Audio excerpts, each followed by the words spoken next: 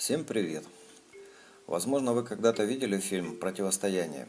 Там главный герой, его играл Джет Ли, путешествовал по параллельным мирам и убивал своих двойников, чтобы вобрать в себя единую жизненную силу, которую они все делят между собой. Убивая своих дублей и забирая их силу, он хотел стать богом. Задумка фильма интересная, но вот способ достижения цели мне не нравится.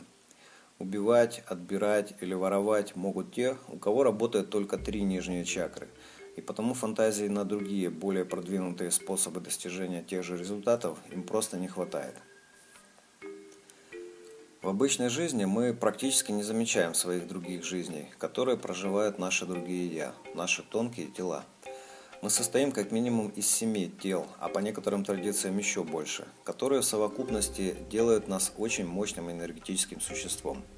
И эта супермашина умеет много чего сверхъестественного, что очень пригодилось бы нам в повседневной жизни. Менять неблагоприятные ситуации для себя, самоисцеляться и сохранять молодость, перемещать сознание во времени и пространстве, обладать осознанием, ясновидением и много еще ценных вещей.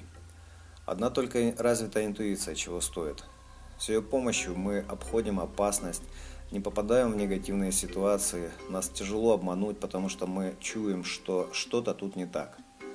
Только одна интуиция в десятки раз облегчает нам жизнь, помогает защитить себя и родных, зарабатывать деньги и получать много других полезных вещей. Обычный человек использует только несколько процентов того, что умеют его тонкие тела. Но на самом деле все мистические и сверхъестественные способности человека, а также помощь и защита богов и родовых ангелов-хранителей – это как раз и есть результат работы проснувшихся тонких тел. Каждое тело связано со своим уровнем бытия, своим миром. Они живут параллельно с нами в своих мирах, занимаются какими-то своими делами, практически не замечают друг друга и очень редко помогают нам тут. Иногда могут помочь в экстремальных ситуациях, и то не всем и не всегда. Важная вещь. То, что тонкие тела делают в своих мирах, очень влияет на качество нашей жизни тут. И наоборот, то, как мы живем тут, развиваемся или стоим на месте, или же неуклонно деградируем, влияет на наши тонкие тела и на качество их жизни в их мирах. Вот такая круговерть получается. Какое практическое понимание можно получить из этого всего? У обычного среднего человека, который вообще ничем таким не занимается и у которого тонкие тела практически не задействованы, возможности и способности равны условной единице. То есть все, что он собой представляет и все, что он может, равно единице, потому он и живет, как все. Единица – это мерило их количества жизненной силы, энергетической развитости и, как итог, качества жизни. А возможности человека, который каким-то способом, случайно так получилось или специально занимался, научился пользоваться хотя бы малой долей возможностей своих тонких тел, это уже 100 или 200 единиц. Для него в мире людей раскрывается уже намного больше возможностей по сравнению с обычными людьми. А теперь представьте, какие возможности у тех, кто может использовать силу всех тонких тел по максимуму. Наверное, 1-2 тысячи условных единиц. Но для того, чтобы вобрать в себя силу всех своих тонких тел, совсем не обязательно, как в фильме, убивать своих двойников, а как раз даже наоборот. По мнению многих духовных традиций, для того, чтобы раскрыть сверхспособности, нужно всего лишь подружиться со своими тонкими телами. Знать о них, понимать, как они работают и что умеют, очистить их от негативных энергий и всего, что мешает их нормальной работе. Научиться их осознавать, подружить между собой и объединить их в единое целое. То есть выйти на уровень 100% своих возможностей. В эзотерике такой уровень называют полной реализацией. На этом уровне все тонкие тела сплавляются в одно – радужное тело или тело света. И человек достигает состояния, может не Бога, но уж точно очень развитого энергетического существа, способного на невероятные чудеса. Но это просто вам для информации. Я понимаю, что многим из нас абсолютно не нужна реализация под 100%. Нам хватит и того, что мы будем просто жить нормально. Быть спокойным, веселым и счастливым. Не болеть, тормозить старость и делать так, чтобы наши желания сбывались.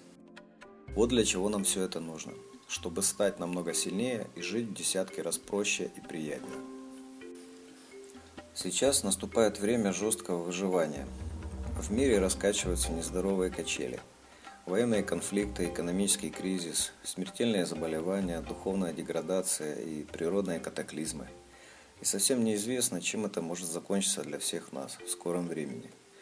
Мне кажется, что пробуждение собственных внутренних резервов, силы нашей энергетики, скоро будет самой востребованной штукой. Это будет единственным способом выжить, защитить себя и свою семью. Это нужно для того, чтобы принимать правильные решения на годы вперед, предчувствуя самые нездоровые катаклизмы, чтобы вовремя уже прямо сейчас совершать самые правильные действия, чтобы оказаться намного в более выигрышном положении, когда будет совсем уж туго, а не плыть по течению или погибать, как все. В завершение послушайте небольшой отрывок из моего курса обучения о жизни наших тонких тел. Спасибо за внимание, до новых встреч, быстрого вам развития и пусть жизненные неудачи всегда обходят вас стороной. Бывают и такие ситуации, когда вдруг ни с того ни с сего вы начинаете ярко ощущать какую-то чакру. Это может означать, что прямо сейчас эта чакра и связанное с ней тонкое тело чем-то активно занимаются. Как вы помните, каждое тонкое тело связано не только с чакрами, но и со своими тонкими мирами. И каждое тонкое тело в своем мире все воспринимает, как-то реагирует, накапливает опыт и формирует свою память. И что немаловажно, принимает множество решений и реально действует в своих мирах. С кем-то о чем-то договаривается, дружит, сражается или учится, одним словом, полноценно существует, что мы и можем иногда ощущать в своих чакрах. В своей обычной жизни мы практически не замечаем наших других жизней, которые проживают наши другие «я». Мы не осознаем свои тонкие тела, потому что просто не обучены этому. В бодрствующем состоянии большая часть нашего внимания, а значит и сознания, собирается вокруг потребностей физического тела и того, что происходит вокруг нас. Нашим органам восприятия едва-едва хватает энергии на то, чтобы воспринимать хотя бы то, что происходит у нас под носом.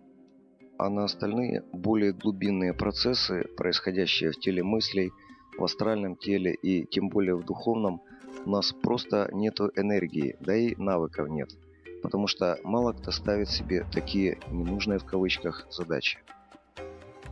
Правда, иногда нас все же пробивает. Мы можем ощущать их деятельность как смутные и едва уловимые мысли, чувства или импульсы каким-то конкретным действием. Нам срочно нужно куда-то бежать и что-то делать, хотя мы абсолютно не понимаем, куда и зачем. А иногда это проявляется как резко нахлынувшие яркие и сильные переживания абсолютно на ровном месте, в то время как в нашем мире все спокойно и причин для ярких эмоций абсолютно нет. В это время мы воспринимаем смутные отголоски того, что в реальности переживают наши тонкие тела, где-то там в своих мирах. Реальная деятельность наших тонких тел – это второе, что может влиять на интенсивность излучения наших чакр. И тут можно только догадываться, что и где с ними происходит. Кстати, люди, которые углубленно занимаются различными духовными практиками, довольно часто ощущают нечто похожее. А многие из них специально смещают свое осознание в тонкие тела, чтобы проделать какую-то работу в тонких мирах. Чаще всего это астральные войны со своими коллегами, в кавычках, или тонкоматериальными врагами. Также это может быть борьба с болезнетворными духами или бесами за здоровье своего пациента, обучение у духовных учителей, получение помощи или информации от своих ангелов, духов и богов. Все это вызывает яркие экстатические состояния или глубокие эмоциональные переживания, которые все практикующие, вернувшись назад, с трудом могут описать словами. Человеческое сознание, как правило, не может адекватно перевести на наш язык все, что там происходит, потому что многие уходят в это путешествие не в полном составе. Многие пребывают в тонких мирах в основном в одном теле, астральном, теле эмоций. И если сделать оно там еще что-то может, то что-то понять для него совсем проблематично. Понаблюдайте для примера за своим поведением во сне. масса эмоций и бестолковых действий, и никакой логики. Это происходит потому, что в обычном сновидении мы пребываем только в астральном теле, и только люди, которые занимаются осознанными сновидениями, прикрепляют к нему тело мыслей. Именно поэтому для ясного восприятия иной реальности практикующему нужно добавить в свой арсенал как можно больше тонких тел, хотя бы тело мыслей, душевное тело и духовное. Но для этого, как вы понимаете, нужно убрать весь мусор, разрушить между ними преграды, подружить их друг с другом и обрести цельность. В этом, в общем-то, и заключается высшее мастерство любого практикующего.